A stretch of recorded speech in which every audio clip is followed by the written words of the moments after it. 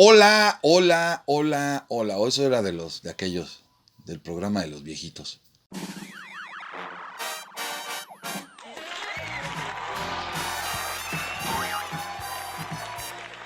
Señores, bienvenidos una vez más a otro apunte chamánico. Es una cosa hermosa los apuntes chamánicos, los cuales pues ya saben, suscríbanse, denle a la campanita para que les avise y no tengan que estarles diciendo yo, oigan, ya salió el nuevo. Y que vayan a ver, ¿ya vieron la entrevista con Paco Roca? Neto, lo mejorcito. Ese brother hay que traerlo a México a que lo conozcan. Es un tipazazazo. Y también con el Greñas, con el Tony Sandoval, estuvieron estas. Si no las han visto, están aquí en el canal. Chequenlas, las entrevistas con Tony, con Paco, están muy buenas. Y por ahí echen un ojito a los demás apuntes. Pero bueno, ¿hoy de qué vamos a hablar? Hoy vamos a hablar. Fíjense,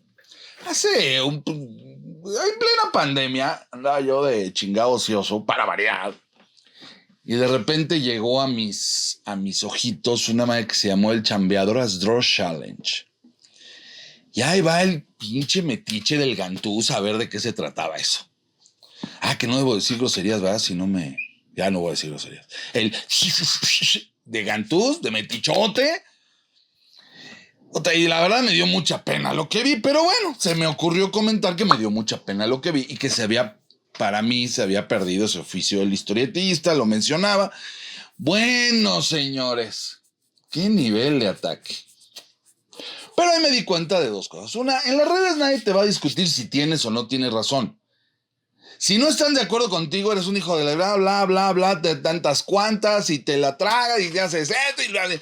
Eres lo peor del mundo y te van a atacar, te van a insultar. Si están de acuerdo contigo, la mayoría va a decir, no, gran sabio.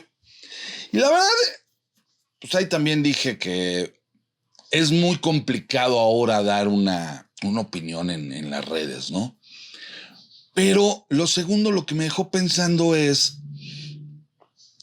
¿por qué les molestó tanto? Todo el mundo empezó, no, es un challenge. Está bien, les molestó que dijeran que su dibujo era un challenge. Muchos, y era un challenge y el challenge no se debía de tomar. Y muchos decían, es que porque menciono el estilo manga y pensaron que lo dije en tono de insulto. No, es claro que el estilo manga es un estilo bastante dominante en esta época, pero que también se presta a que muchos lo dibujen porque es un estilo sencillo, hecho para dibujarse rápido. Entonces, pensando todo esto, esta situación que se dio con el Chambeadoras, que además ni tiene caso hablar porque pues, ya pasó. Pero sí hay algo que sonó muy importante, el oficio del historietista. ¿Qué pasó con el trabajo del historietista, con el hacer historieta? Y eso es a lo que vamos a hacer. Vamos a hacer este apunte, vamos a platicar del oficio del historietista. Primero, ¿qué es un oficio? O sea, uno cuando tiene un oficio es algo que se va aprendiendo con la práctica. Está el oficio del carpintero, está el oficio del albañil, está el oficio, antes estaba el oficio del dibujante. ¿Cuál es la diferencia? Que sobre todo a principios, en la primera mitad del siglo XX, se dividía muy claro lo que era un oficio a lo que era una carrera o una licenciatura. Uno cuando quería estudiar una licenciatura, y la palabra lo dice, era para que le dieran licencia o permiso para ejercer. Y acudía a una facultad, y es que lo iban a facultar para ejercer ese oficio, ese trabajo.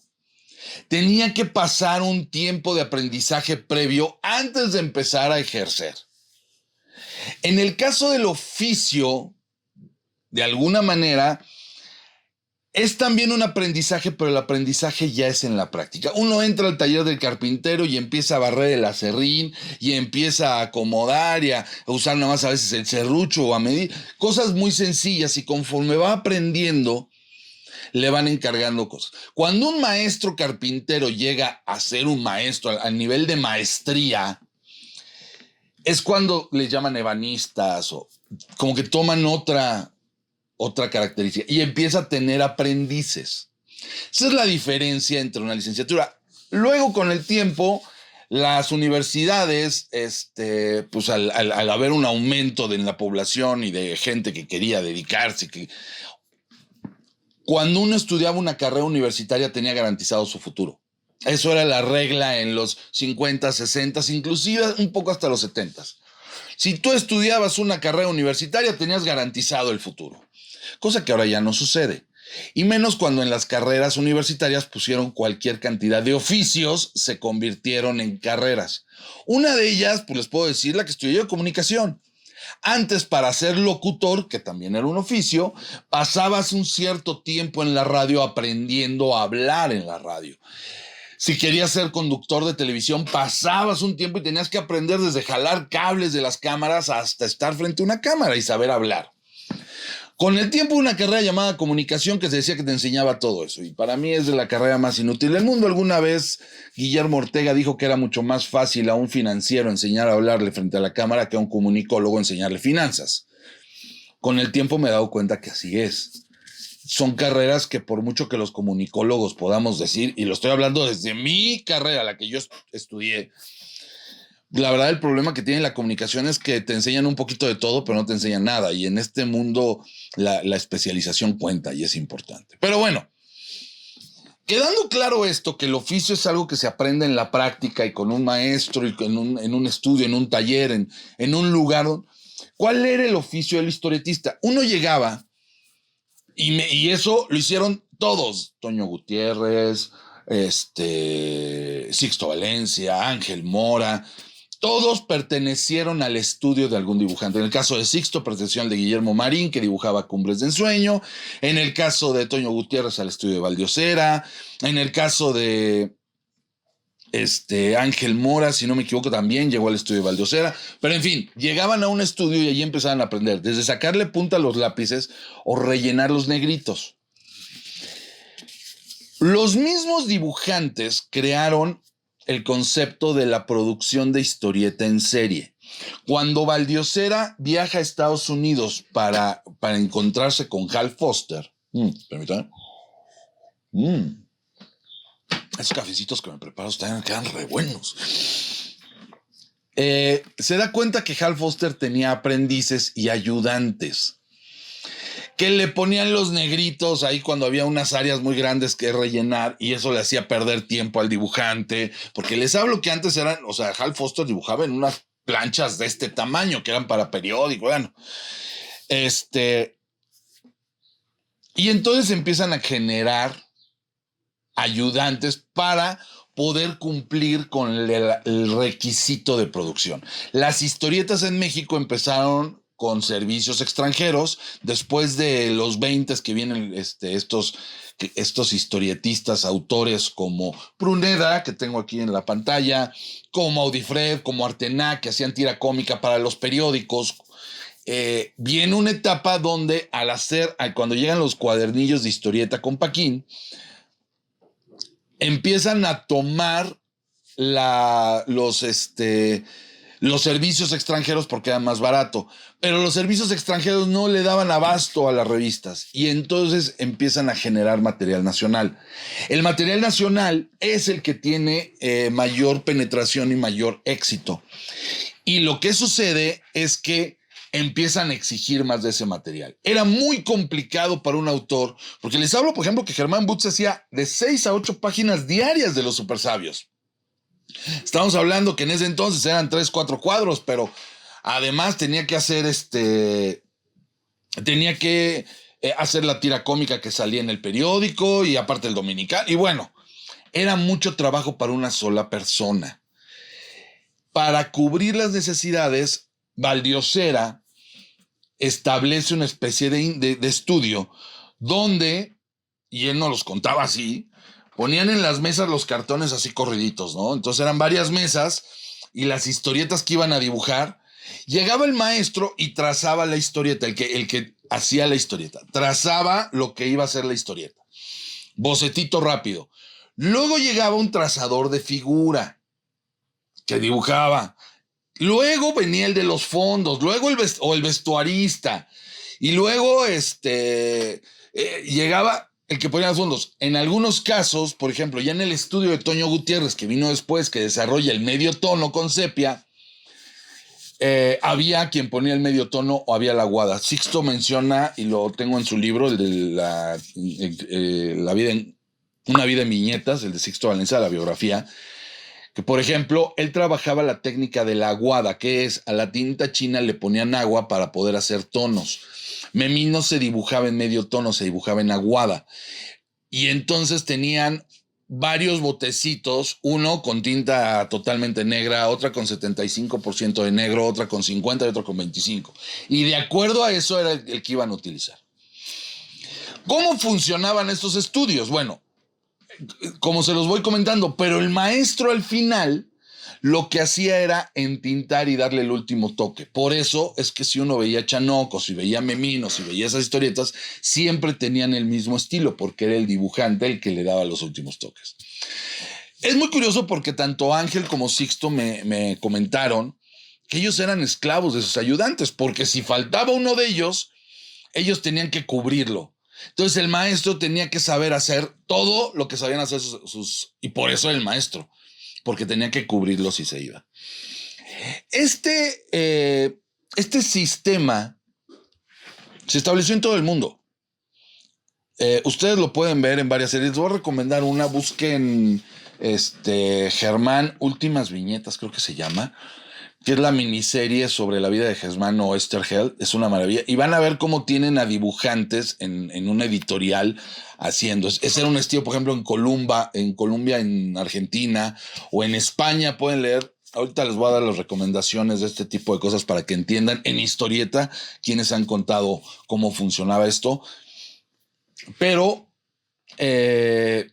lo más importante es este estilo de hacer, era porque había un negocio editorial, un negocio de una industria muy fuerte que exigía, que tenía un público que le exigía un material continuo de esto. Tenía una masa de lectores que cada vez pedían más. A ellos les valía más de quién hacía. Eso es muy, muy importante hacerlo notar. El culto al autor se da a partir de los 90, cuando llegan los coleccionistas, en los 80, se da un poquito cuando llegan estos autores en los 70, en Francia se da porque los autores empiezan a poner obra personal en las revistas como Metal Hurlant o Eco de Savants y todo eso.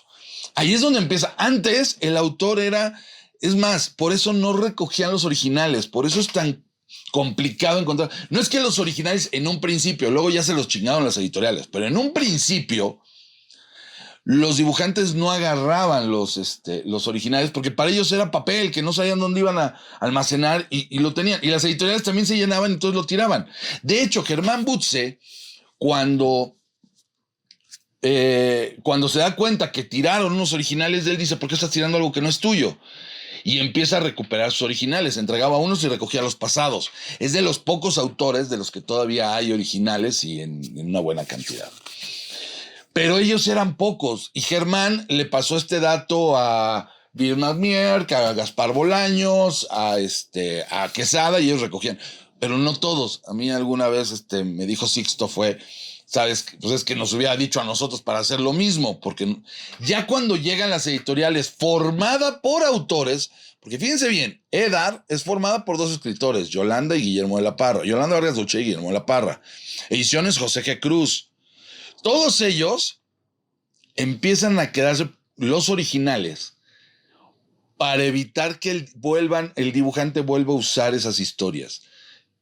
Muchos dibujantes que se quedaron se iban de editorial en editorial publicando las mismas historias que ya se habían publicado. Entonces dijeron: no, yo ya te los pagué, ahora son míos. Y ahí empieza el rollo de los originales, para evitar además que el autor pudiera exigir esos derechos.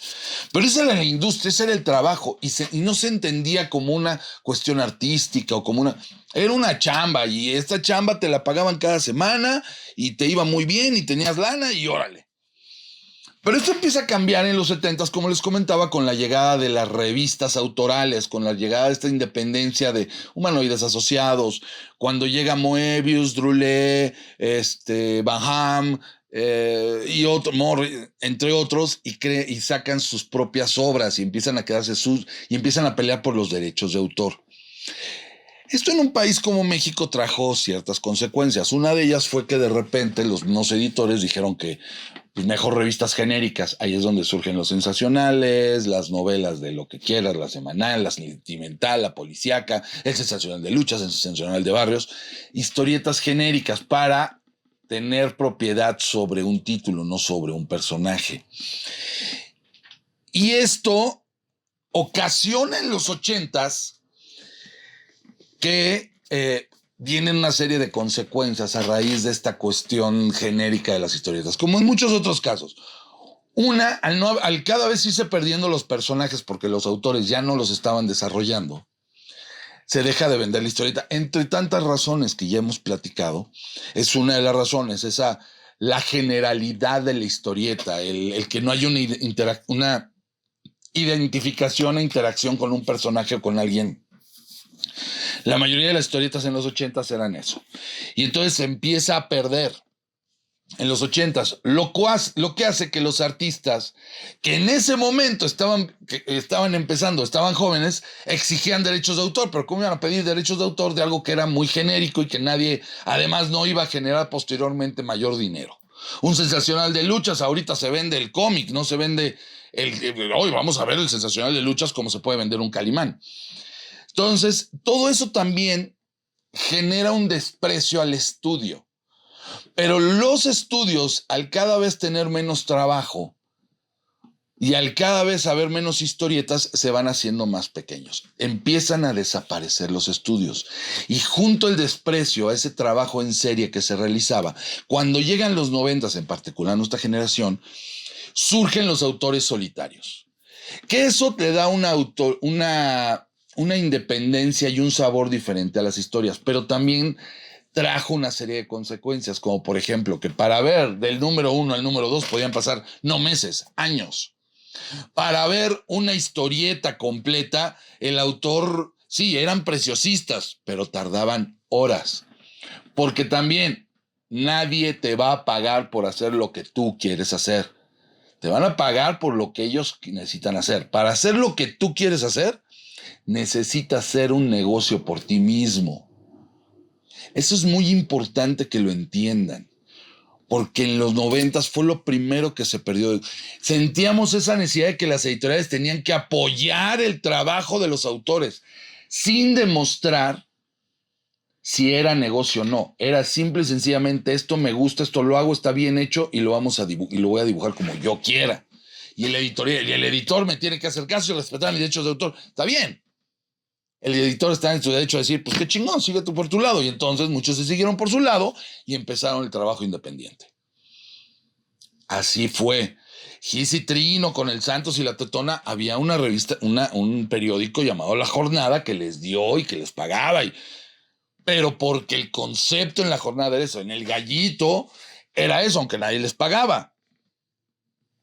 Entonces, ¿qué sucede? Se empieza a perder esa relación autor-negocio.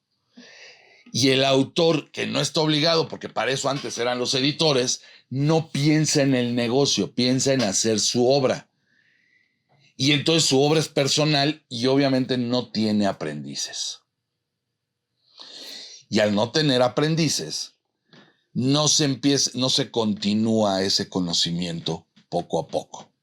Obviamente, al no haber este pase de conocimiento, porque nos pasábamos hablando, pero hablábamos de los problemas de la industria y de publicar y de cómo debería de ser la historieta, pero nunca hablábamos del negocio de la historieta. Ese negocio fue desapareciendo y a principios de este siglo pues desapareció por completo. El último ataúd se lo dieron en el gobierno de Fox cuando le quitaron el subsidio a las publicaciones y valió queso. Ahí ya no te convenía hacer historieta.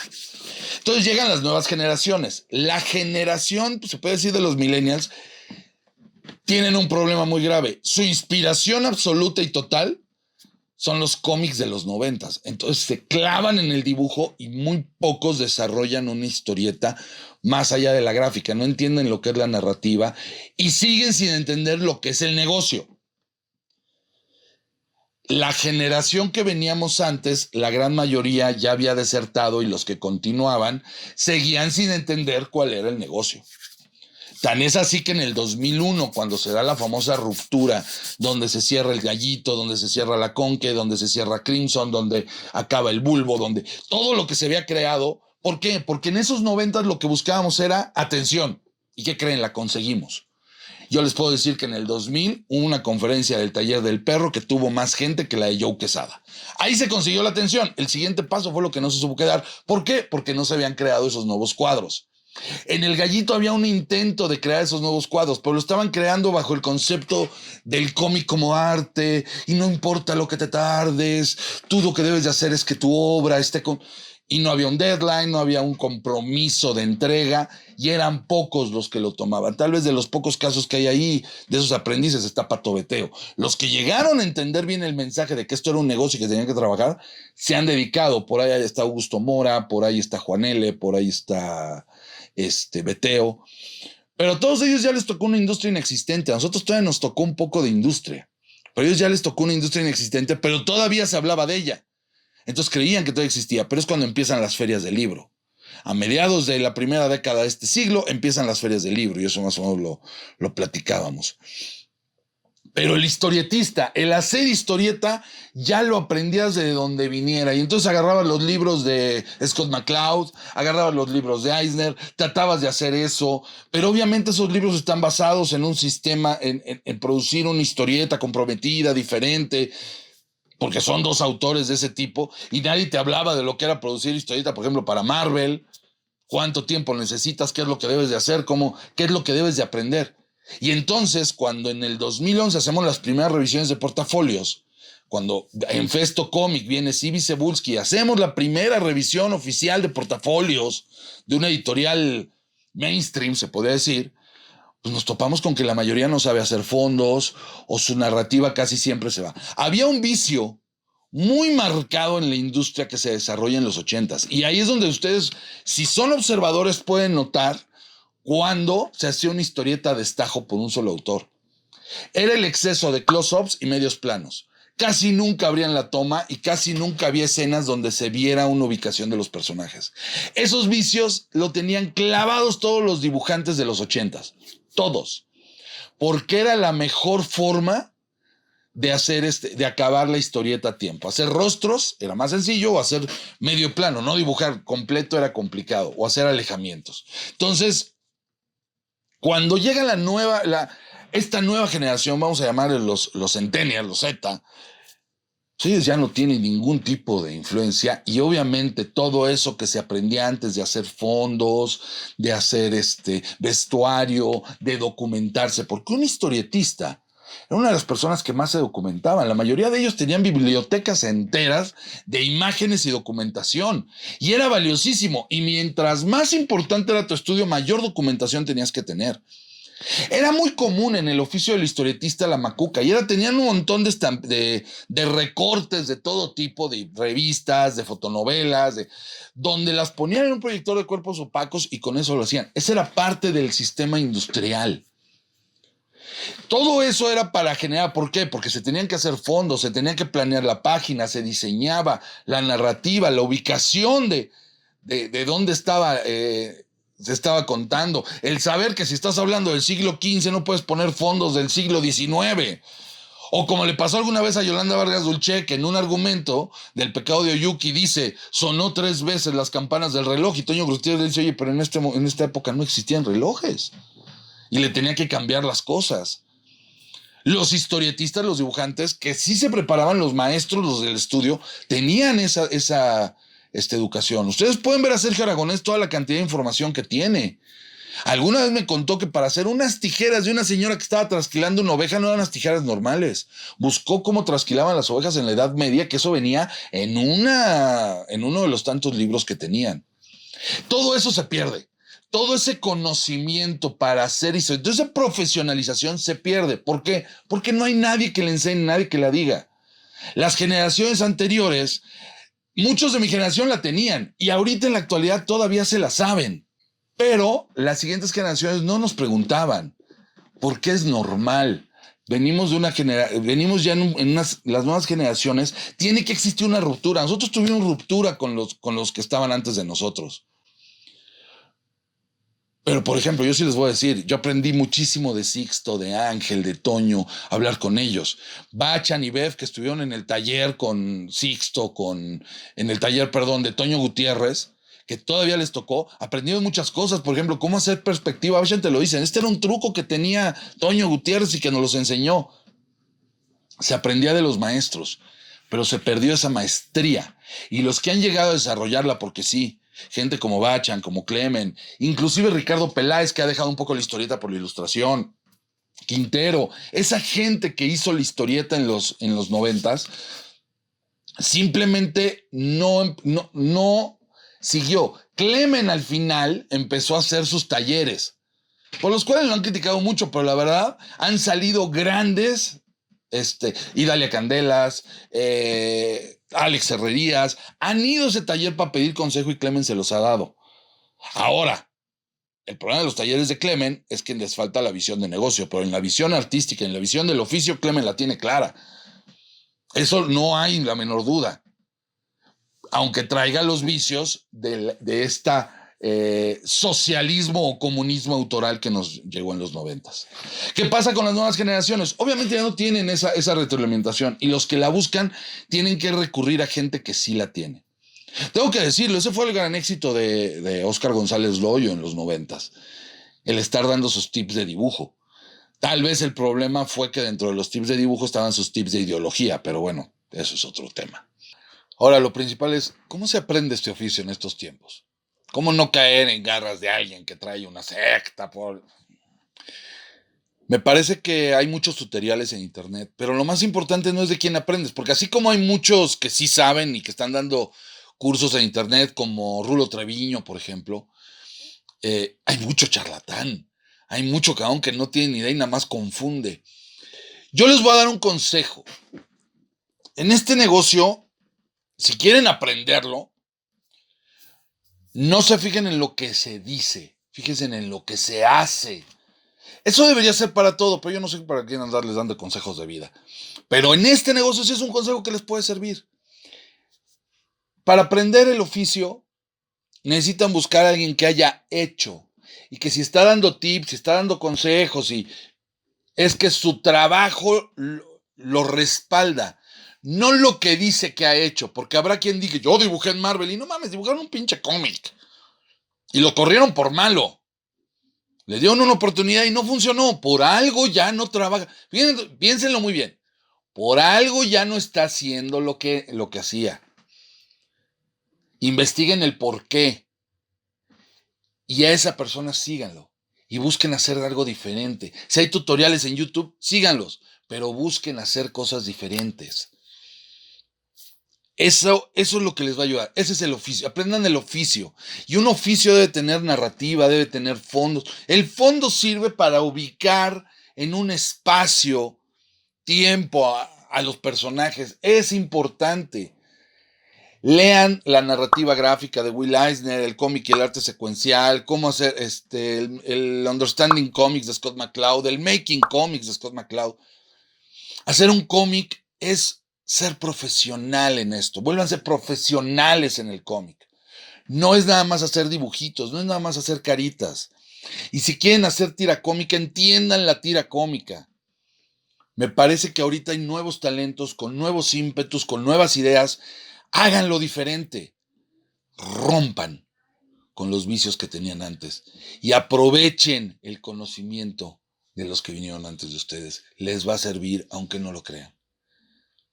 Aprendan el oficio, y el oficio es hacer una buena historieta. ¿Y cómo se hace una buena historieta? Contando una buena historia. No estoy diciendo que tengan que ser historias muy complejas. Historias simples, historias de cualquier tipo, cuéntenlas bien, y para eso necesitan elementos gráficos. Esos elementos gráficos se aprenden a realizar con la práctica. Los fondos, la perspectiva, la iluminación, la sombra, todo se aprende con la práctica. Practiquen mucho. Pues sobre todo aprendan de quien vale la pena aprender. Y recuperemos el oficio del historietista. Posiblemente con el tiempo no vamos a recuperar una industria, pero tendremos grandes creadores que generarán una escena. Este fue el Gantús y ya se la saben. Busquen Apuntes Chamánicos en YouTube, le dan suscribirse. Si les llegó este video por otro lado, busquen Apuntes Chamánicos en YouTube, denle suscribir, pongan la campanita.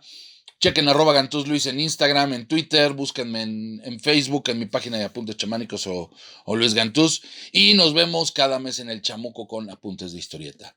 Ya se la saben, se lo cuidan, se lo enceran, se lo cepillan, se lo enjuagan, se lo vacunan y se lo cubren. Porque el bigote hay que cuidarlo. ¡Vámonos! ¡Ahí nos!